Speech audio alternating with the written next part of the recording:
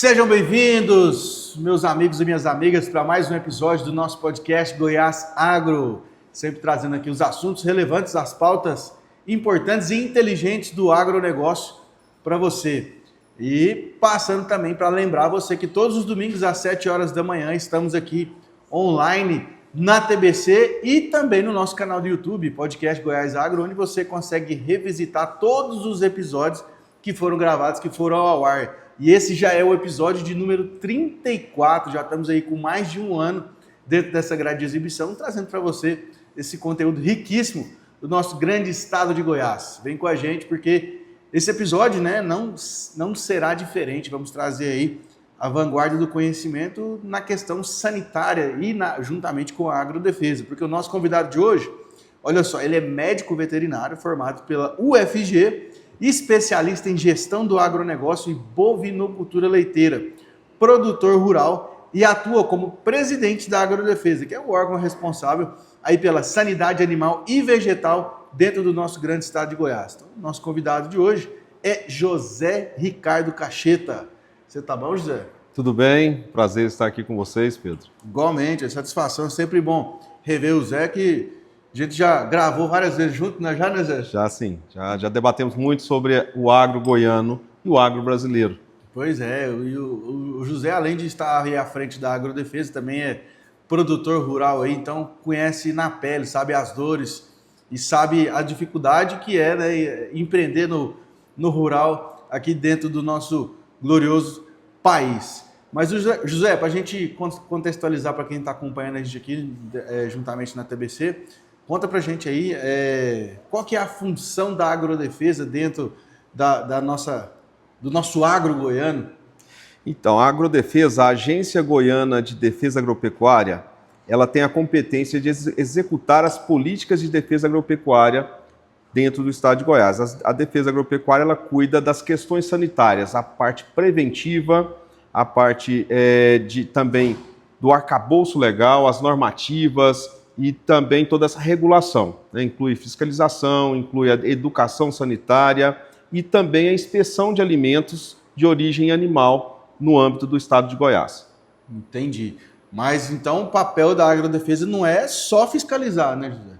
Não, a defesa agropecuária, como o próprio nome já diz, vamos falar assim, um conjunto de ações que visa proteger a nossa produção agropecuária. Tanto assim, para evitar a entrada de doenças e quando, por acaso, nós tivermos as eventualidades sanitárias, as emergências sanitárias, a gente estar preparado para atuar de forma a conter, não deixar disseminar e também atender as questões mercadológicas. Goiás é um importante estado produtor e exportador de alimentos para o Brasil e para o mundo.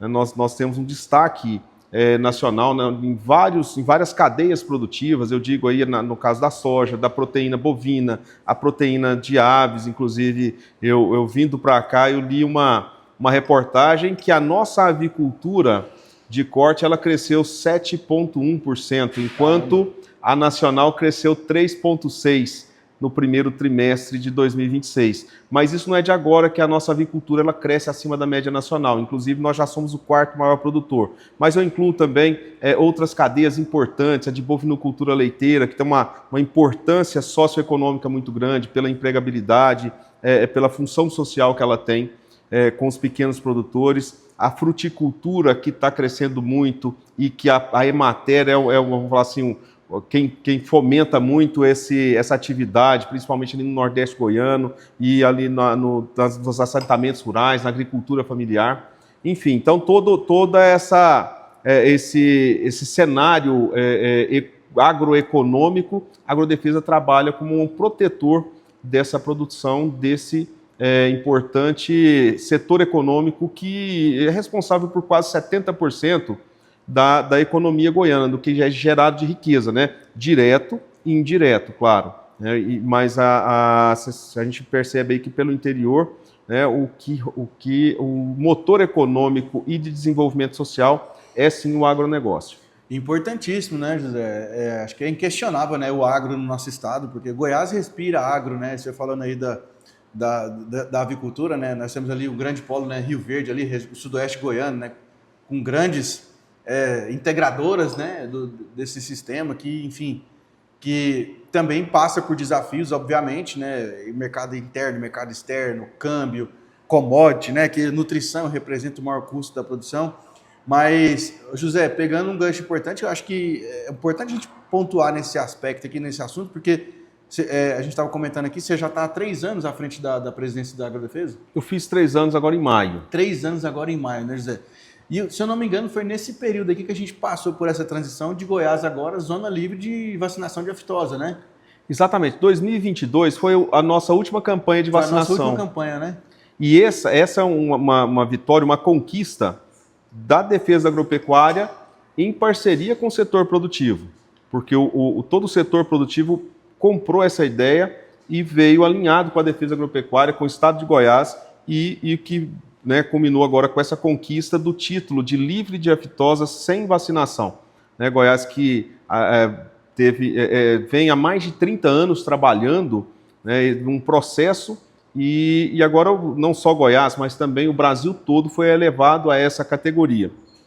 E eu falo que é uma conquista, nós precisamos sim valorizá-la, comemorar, mas nós também temos que cuidar da defesa, porque a aftosa ela não deixou de existir, né? Ela foi erradicada do nosso território. Mas se a gente buscar um histórico recente, na Europa, há mais de 4 décadas estava erradicada, de repente agora nós tivemos a reintrodução na Alemanha, em países importantes como a Bulgária, né? Acho que a Eslovênia, mas o Japão, há quase um século sem o vírus, também recentemente tivemos casos, e agora esse ano lá na China, né, que também é um importante produtor e importador, parceiro comercial, né, nosso principal parceiro comercial no caso da proteína bovina, e também na soja, mas no caso da proteína bovina, é o destino de quase 50% das nossas exportações. Nós não podemos baixar a guarda, e a vacina era a principal arma contra a doença, contra o vírus. Agora nós temos que substituir por outras ações, né? Nós estamos fortalecendo, nós já fortalecemos a vigilância, nós também estamos trazendo outras ferramentas, por exemplo, a identificação individual do rebanho bovino, que já tem um programa nacional. Goiás vai regulamentar também e criar o seu programa estadual. Todo o Brasil, a partir do ano que vem, começa por um processo de identificação gradual do nosso rebanho, que vai... Semelhante ao Sysbov, por exemplo, não? O Sysbov, ele é uma qualificação para o mercado europeu. Tá? Então, assim, tem algumas semelhanças, sim. Né? O Sysbov não deixa de existir. Porém, a identificação ela passa a ser a identificação nacional. Tá? Então, essa qualificação ela vai usar a base do PNIB, que é o Plano Nacional de Identificação Bovina.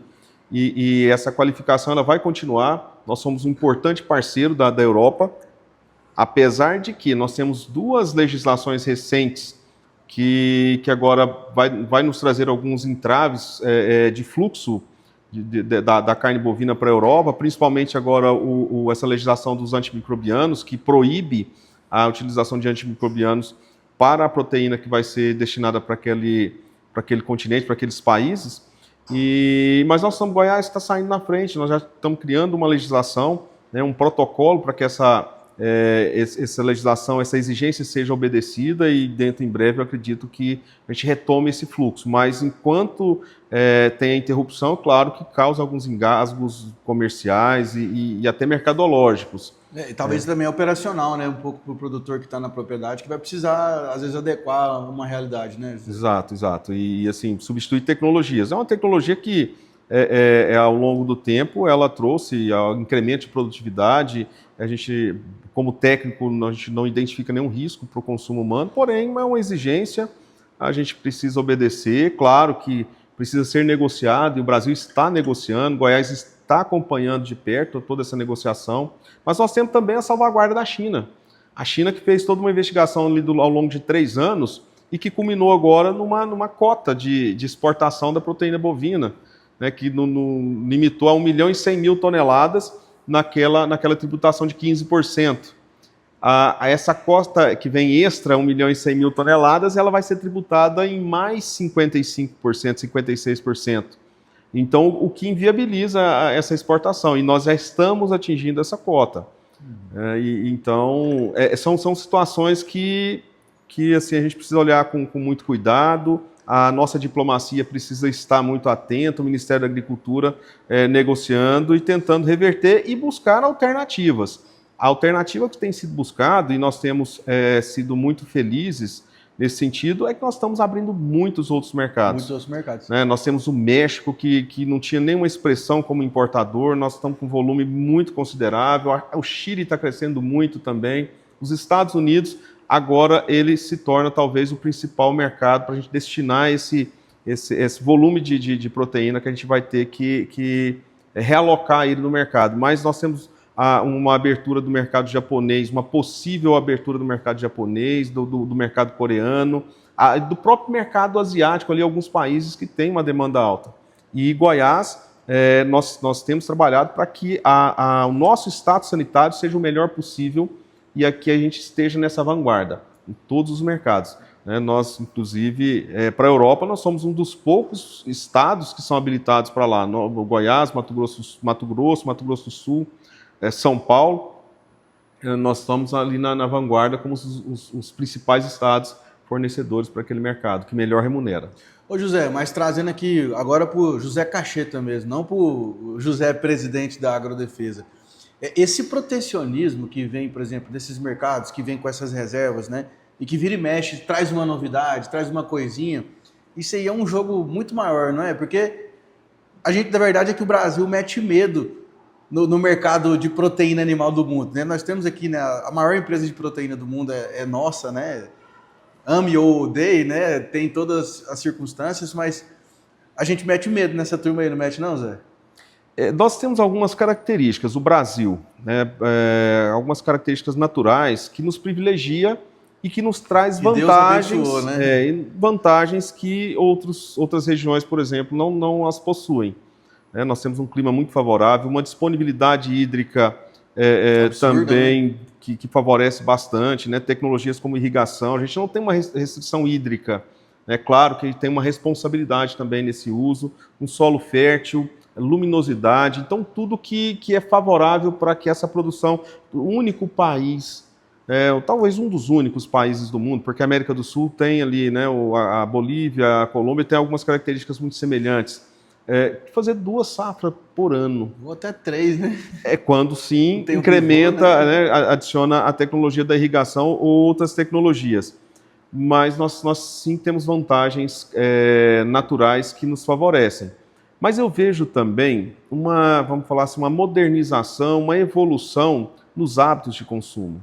Então a população tem sido mais criteriosa com o advento, né, vamos falar assim, da informação, da informação hoje, né, da cadeia, né? E essa informação hoje ela tem um livre trânsito pelo mundo, né? Qualquer clique que você pega num celular, você sabe a origem e as coisas têm evoluído. A gente precisa acompanhar essa tendência, né, que é a transparência dentro da cadeia. Nós temos é inegável que nós estamos passando por uma mudança climática e isso preocupa a população, né, e os impactos que essa produção pode causar e que pode agravar. Então, o consumidor ele tem observado muito isso. Né? Uma das questões que o Brasil sai na frente, que é um país que tem uma produção sustentável, sim. Né? Nós temos produção, mas nós temos preservação, nós temos leis muito rígidas e que talvez nenhum país no mundo tenha leis ambientais tão rígidas quanto a do Brasil. O que nós precisamos é comunicar melhor isso, fazer que o mundo conheça muito bem. Por exemplo, o Brasil tem mais de 60% do seu território ainda preservado. Nós hoje não precisamos de derrubar mais nenhuma árvore para que a gente produza duplique, mais, né? Ou até triplique a nossa produção. Nós precisamos só de tecnologia, planejamento, gestão, para que a gente alcance esse aumento de produção e que o mundo necessita. O mundo necessita, porque o hemisfério norte praticamente já saturou as áreas produtivas. Lá tem situações climáticas e de restrição também de hídricas importantes que impedem esse crescimento de produção. Então, é aqui na América do Sul e na África que vai se dar vamos falar assim, esse aumento de produção, que é a demanda mundial, que hoje nós temos aí um déficit alimentar, de produção de alimentos no mundo, de cerca de 20%. E o Brasil o mundo espera que o Brasil atenda 40% desse aumento de demanda, desse déficit, não é nem aumento de demanda, é do déficit que está colocado. Show de bola, é isso, turma. Esse aqui foi só o aquecimento do nosso bate-papo, do que muito mais vem por aí. Zé Cacheta, né, presidente da Agrodefesa, estava dando para a gente aí um panorama sobre as atividades aqui que a Agrodefesa executa, né, juntamente não só na fiscalização, mas também na parte da educação e na defesa mesmo da sanidade, da proteção das nossas produções animais, produções vegetais, de maneira com que a gente tenha segurança da alimentação, segurança alimentar, e a sociedade como um todo possa, né, comer tranquilamente e todo mundo possa ser bem atendido. E aí a gente estava falando também sobre as questões mercadológicas, sobre questões produtivas, né? E aí agora, José, entrando mais um pouco aqui nos desafios enfrentados hoje, na sua visão, o que você vê que são os principais pontos de atenção aqui de defesa sanitária do nosso estado de Goiás? Eu queria destrinchar um pouquinho de como se dá a defesa agropecuária. E aqui em Goiás, eu falo para você que a defesa ela é composta de alguns pilares. Você disse aí no início da fiscalização, ele é um pilar. O arcabouço legal e normativo é um segundo pilar. A inspeção de alimentos também é um outro pilar.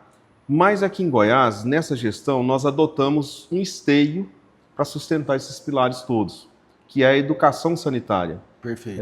A educação sanitária, nós entendemos que através da educação nós conseguimos solidificar, consolidar a parceria com o setor produtivo.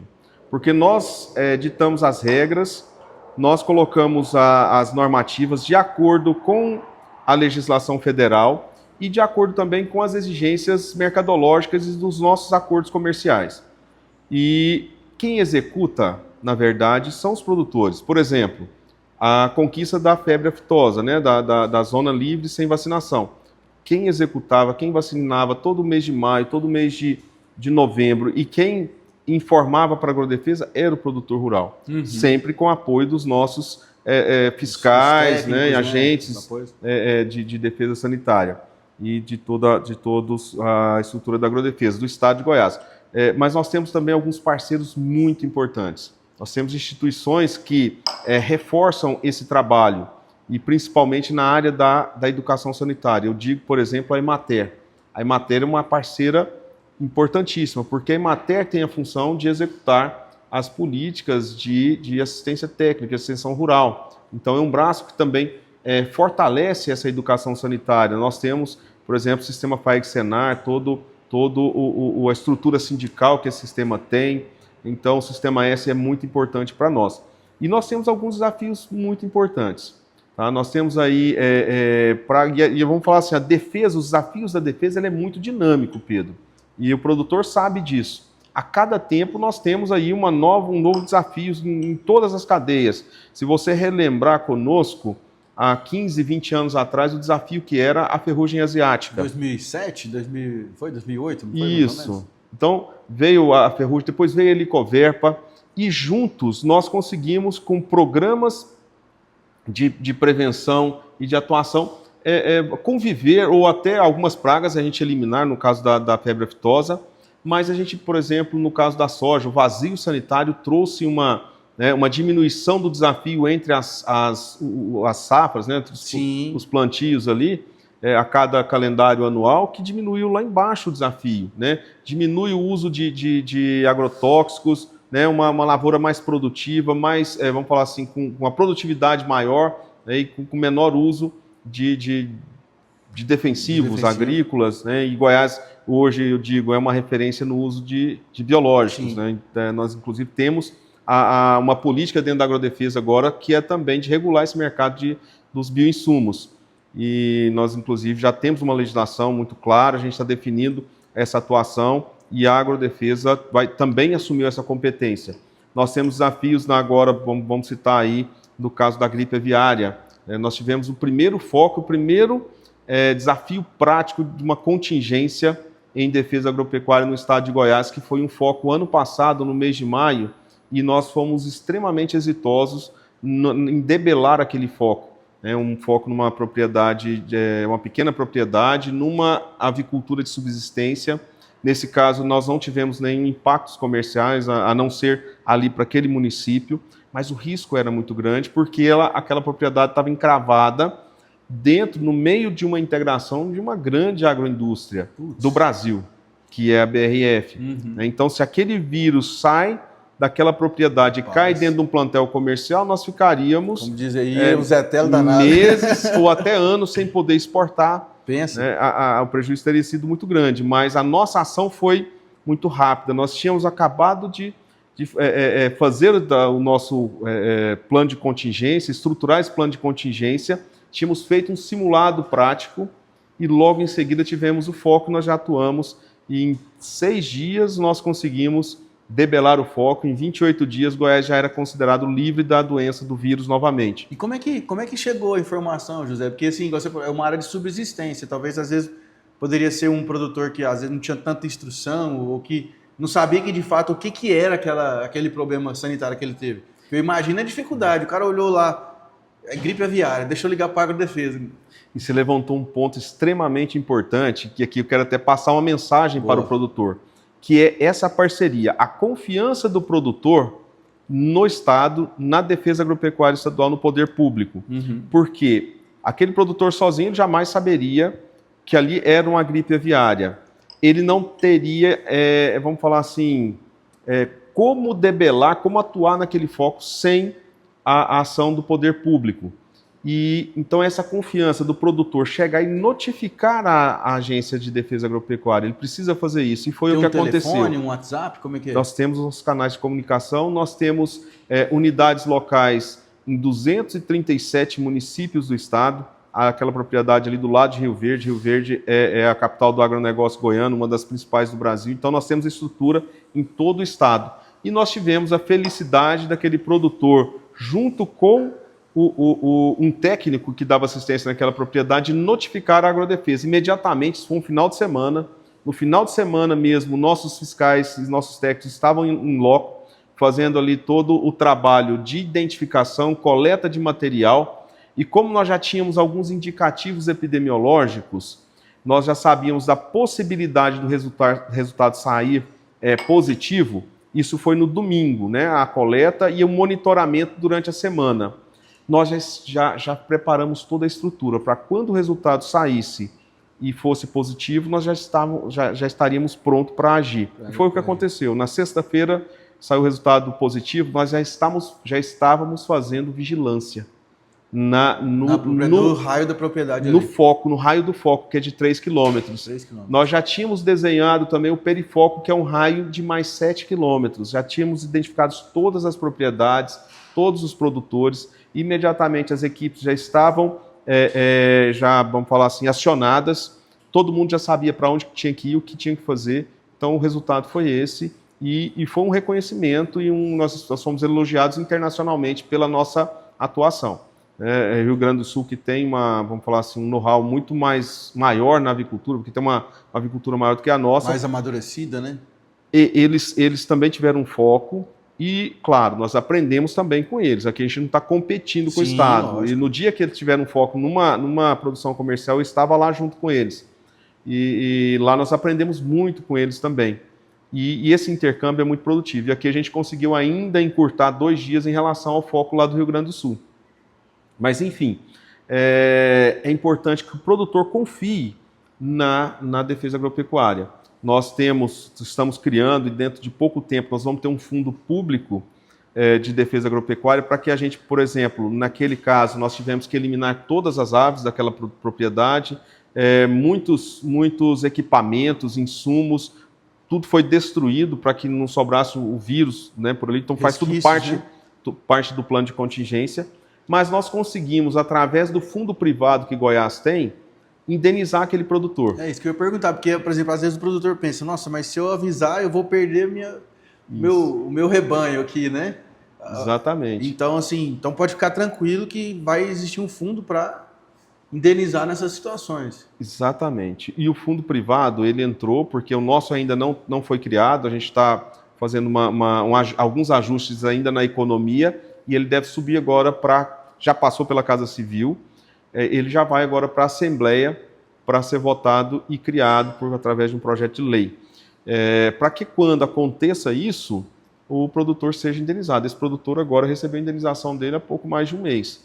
Né? Ou seja, precisa dessa confiança, precisa dessa parceria muito próxima com o produtor. E sempre que há qualquer situação, no caso do greening, né, o Goiás foi a última fronteira importante aí a ter a introdução do greening. E a citricultura está crescendo muito em Goiás, vai continuar crescendo. Por quê?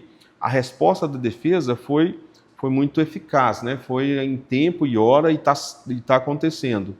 Então, alguns produtores, naquele momento que teve o primeiro foco, todo mundo tirou, vamos falar assim, o pé do acelerador, como que vai ser e tal. A defesa chegou, atuou, está debelando os focos e contendo a disseminação.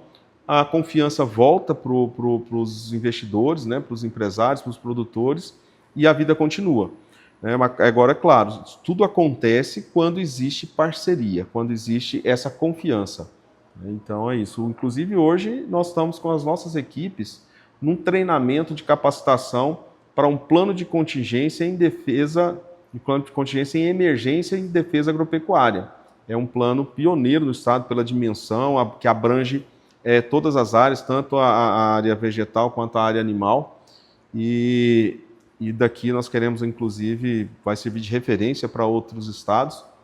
Então, que o produtor ele esteja mais próximo, confie na agrodefesa, na defesa agropecuária, porque nós trabalhamos em função do nosso agronegócio, da nossa agropecuária.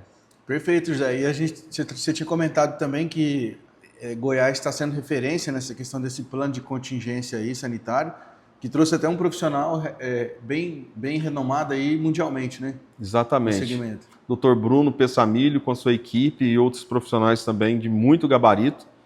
E como nós já fomos provados em campo num plano de contingência de uma determinada cadeia, no caso da avicultura, a nossa equipe parte dela já tem um pouco de vamos falar assim, de contato com todo esse mundo ali da emergência, né? Porque Goiás nunca tinha tido anteriormente. Nós participamos, tá? Quando tivemos aqueles focos no Mato Grosso do Sul, Goiás participou ativamente, junto com as equipes do Mato Grosso do Sul, ali na divisa com o Paraguai, a debelar aqueles focos. Mas aqui dentro do nosso território foi a primeira vez que teve uma emergência. Mas se você buscar aí o histórico recente, mais uma vez, na área vegetal nós temos grandes desafios. Nós temos aí o Amaranthus palmeri, que recentemente a própria China recusou alguns carregamentos de soja. Os navios já estavam lá no porto. Mandou voltar por causa da contaminação. Goiás é a última fronteira também importante produtora de soja que ainda não tem essa praga. Aqui eu não estou afirmando que não vai ter. Mas fungo? Que praga é essa? É uma planta. Ela é uma planta uma planta invasora que compete com a soja e ela é muito agressiva. E ela dissemina muito rápido. E ela inviabiliza o consumo da soja?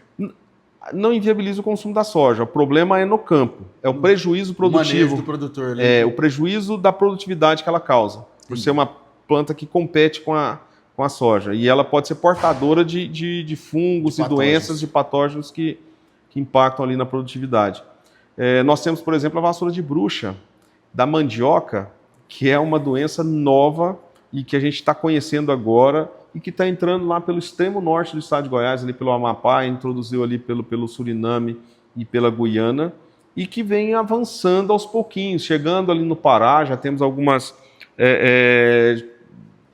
desconfiança, já que no Pará já tem, né, e o Pará já está aqui pertinho, mas nós estamos também participando ativamente desse processo de contenção desse fungo, que causa muitos prejuízos, principalmente para a agricultura familiar, né, porque ela pega a mandioca, mas pega muitas outras culturas. Enfim, então são agora o próprio greening que está, né, num desafio nosso muito importante. No caso da bananicultura, nós temos aí o Fusarium raça 4, que é uma praga devastadora para a banana, e agora o governo federal liberou a importação de banana do Equador, e o Equador é um país que tem esse fungo disseminado. Enfim, tudo isso a Defesa Agropecuária tem trabalhado para poder se preparar, prevenindo, né, a chegada, mas também, se caso aconteça, a gente está preparado para conter e não deixar isso esparramar e causar grandes prejuízos. Perfeito, turma. Aulas para você aqui hoje nesse episódio, hein? Papel e caneta na mão que você já anotou tudo aí, né? Falando aqui desse assunto importantíssimo, já trazendo informação de utilidade pública, né? Que é sobre a questão do vazio sanitário. Para a gente não encerrar esse episódio sem falar desse ponto aqui, né, doutor José? Começa agora dia 27 de junho e vai até dia 24 de setembro. O que é o vazio sanitário, José? Nós temos um programa voltado para o controle sanitário da soja.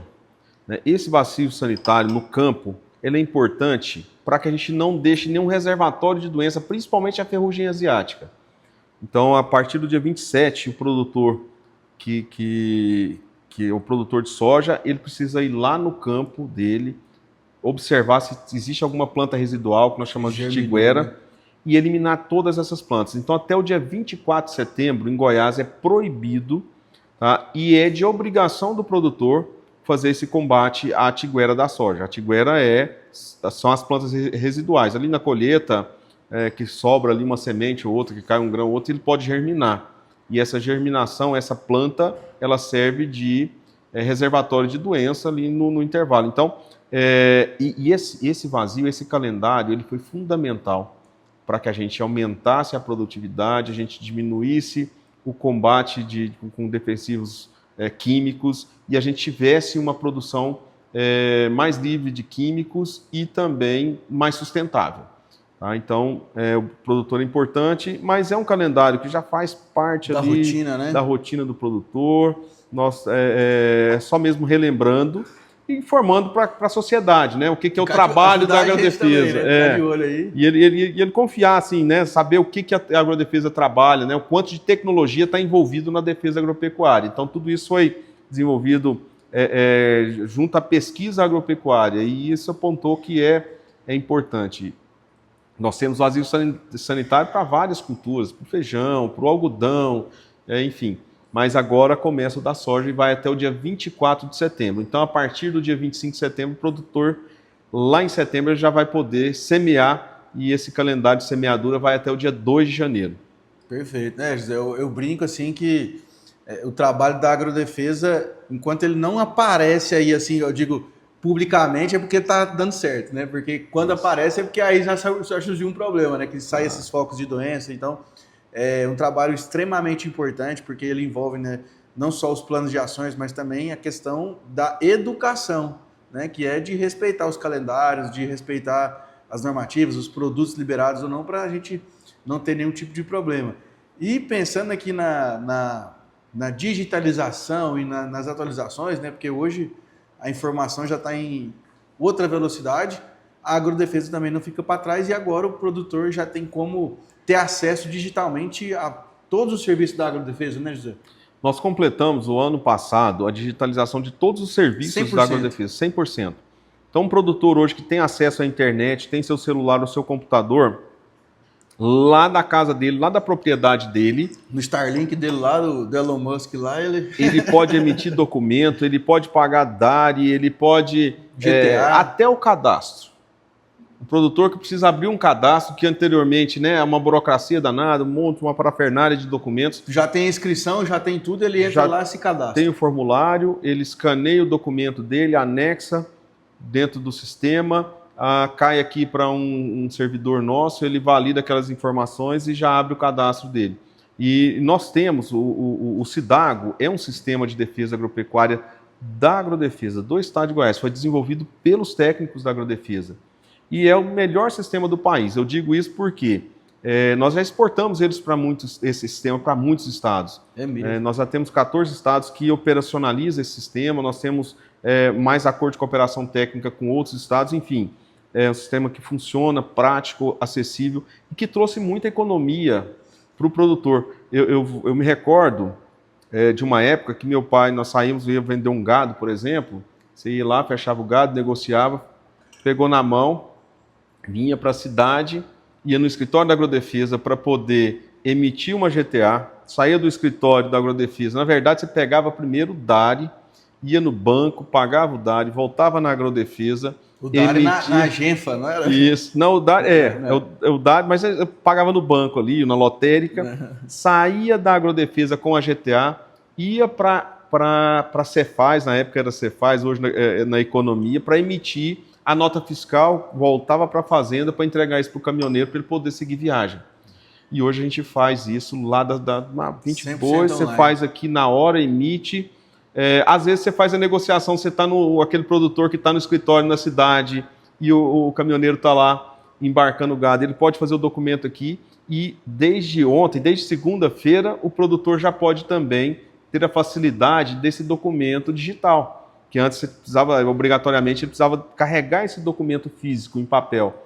Nós também instituímos uma portaria permitindo o produtor que ele pudesse ter essa alternativa. Ele manda o arquivo para o WhatsApp e o caminhoneiro, o transportador, só apresenta no caso de uma fiscalização.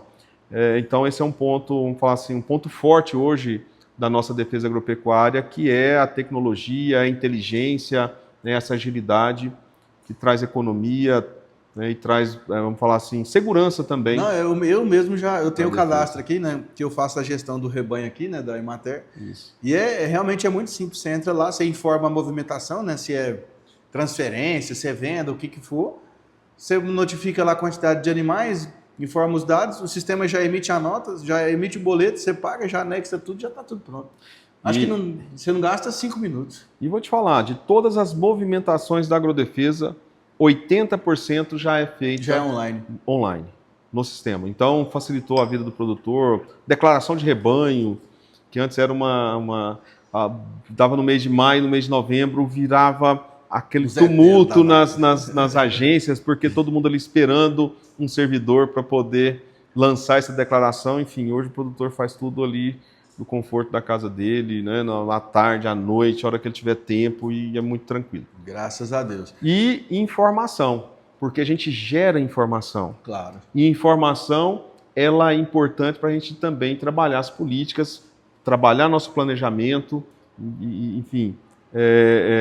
Agora, com o advento, por exemplo, da identificação individual, o sistema é fundamental. Goiás é um dos primeiros que já tem um sistema pronto para receber essas informações, subir essa identificação, que agora cada bovino, a partir de 2027, né, vai ser um processo. Claro, não precisa ninguém ficar apavorado, porque vai ter o tempo, né, mas cada boi agora, até 2033, vai receber um CPF. Aí, ó. E esse é uma novidade.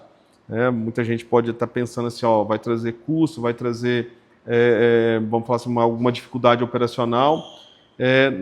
Tudo bem que assim, vai ser uma mudança de paradigma, mas também vai ser uma mudança de patamar do nosso rebanho. Mas convenhamos, né, José? Hoje o produtor pecuarista que não faz a identificação individual do animal, mesmo que dentro da propriedade dele, ele está perdendo informação importantíssima de produtividade zootécnica, né? É gestão dentro da porteira e a gestão de fora da porteira, mas também são exigências comerciais. A Europa não quer mais boi que não seja identificado. A China já sinalizou isso também. E o Brasil, só para você entender, é o último país importante produtor, que nós somos hoje o maior, que ainda não tem essa rastreabilidade individual do rebanho. Nós temos a rastreabilidade coletiva, que é através da GTA. Mas o mercado hoje não quer isso mais. O Japão está prontinho para abrir o mercado japonês para nossa carne, mas antes ele já colocou, preciso... Eu acho que o Uruguai já é obrigatório, 100% do rebanho lá já desde 2005. Desde 2005. Santa Catarina, desde 2007. A Argentina está concluindo o processo. Paraguai está identificando todo o rebanho. O México já está feito há mais de 15 anos. Estados Unidos, Austrália, então eu mapeei os principais, os mais importantes. E o Brasil está começando agora. E no Brasil já tem a identificação, porque começou lá em Santa Catarina, por uma necessidade mercadológica, mas foi importantíssimo, uma evolução. O Japão já está abrindo o mercado japonês para a carne de Santa Catarina. Olha aí, cara. Porque aí o animal passa a ter lastro, né? Digamos assim, né? Você sabe da propriedade que veio, se a propriedade também respeita todas a legislação, se não tem embargo ambiental, se não tem muitas outras coisas, né? Porque a soja também já tem um selo aí da soja que já estão também trabalhando para ter essas exigências, né? Para saber. No caso aquela legislação socioambiental da Europa, ela exige a rastreabilidade. Então, e aí pega 6 produtos. E aqui em Goiás, principalmente a soja, o boi e o café, é muito impactado. Uhum. E as duas cadeias, soja e algodão, o algodão não está nessa lista, mas o algodão já faz a rastreabilidade há muito tempo. A soja agora já está instituindo, porque a soja é mais fácil. Agora, o desafio maior nosso é com o rebanho mesmo, Com rebanho rebanho, bovino. né?